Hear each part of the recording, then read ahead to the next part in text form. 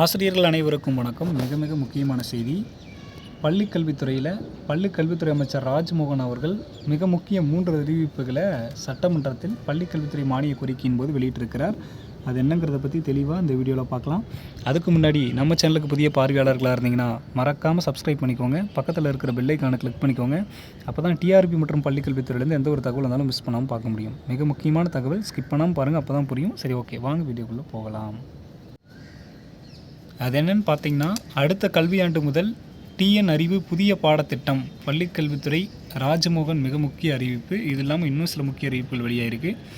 தமிழகத்தில் 1 முதல் 12ஆம் வகுப்பு வரை பயிலும் மாணவர்களின் திறன் மேம்பாட்டுக்காக டிஎன் அறிவு என்னும் புதிய பாடத்திட்டம் அமுல்படுத்தப்படும் என்று அமைச்சர் ராஜ்மோகன் அறிவித்தார்.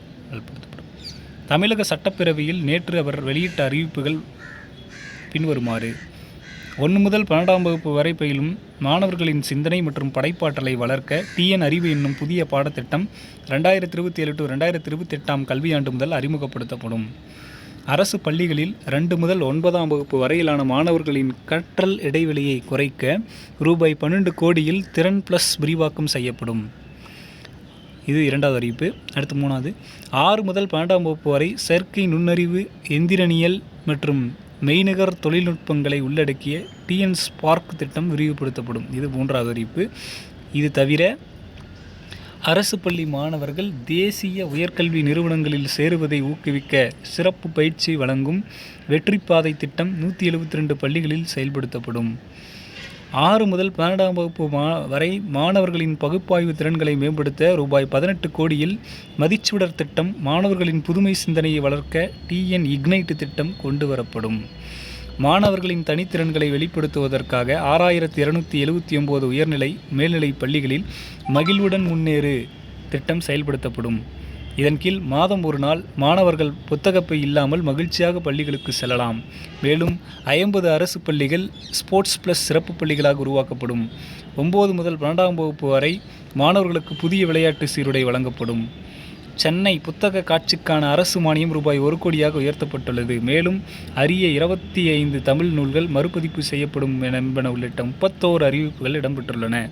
துறை செயலாளருக்கும் நன்றி தெரிவிச்சிருக்கார். அமைச்சர் ராஜ்மோகன் தனது பதிலுரையின் முடிவில்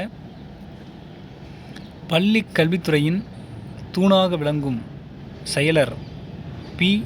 சந்திரமோகன், இயக்குனர் லதா, அரசு மாதிரிப்பள்ளி உறுப்பினர் இயக்குனர் ஆர். சுதன், தொடக்க கல்வி இயக்குனர் பூ. ஆ. நரேஷ், அரசு தேர்வுத்துறை இயக்குனர் சசிகலா, தனியார் பள்ளிகளின் இயக்குனர் சுகன்யா, ஆசிரியர் தேர்வு வாரிய செயலாளர் செக்ரட்டரி ராமேஸ்வர முருகன் மற்றும் நகராட்சி நிர்வாகத்துறையை சேர்ந்த அதிகாரிகள் ககன்தீப் சிங் பேடி, மதுசூதன ரெட்டி, சமீரன் உள்ளிட்டோருக்கும் நன்றி தெரிவிச்சிருக்கிறாரு. அது மட்டும் இல்லாமல் நிறைய சில முக்கிய அறிவிப்புகள் அறிவிச்சிருக்கிறாரு. இது எல்லாமே ஸ்டூடெண்ட்ஸோட திறன் மேம்பாடு சம்பந்தமான அறிவிப்புகள். இது இல்லாமல் ஆசிரியர்கள் நலன் சார்ந்த அறிவிப்புகளும் பள்ளிக்கல்வித்துறையில் வெளியாகிருக்கு. அது அடுத்த செய்தியில் வரும். இது எல்லாமே மாணவர்களுடைய நலன் சார்ந்த விஷயங்களை மட்டும் இந்த செய்தியில் நம்ம பார்த்துருக்குறோம். ஆசிரியர்களுக்கும் நிறைய அறிவிப்புகள் வெளியிட்டிருக்காரு. அதை அடுத்த வீடியோவில் நம்ம பார்க்கலாம். இதில் ஏதாவது உங்களுக்கு சந்தேகம் இருந்ததுன்னா கமெண்டில் கேளுங்க. இந்த செய்தி பற்றி உங்களோட கருத்துக்களை கமெண்ட் வாயிலாக சொல்லுங்கள். மேலும் இது மாதிரியான டிஆர்பி மற்றும் பள்ளிக்கல்வித்துறை சார்ந்த உடனடி தகவல்கள் மற்றும் அப்டேட்டுகளுக்கு நம்ம சேனலோடு இணைந்திருங்கள். நன்றி.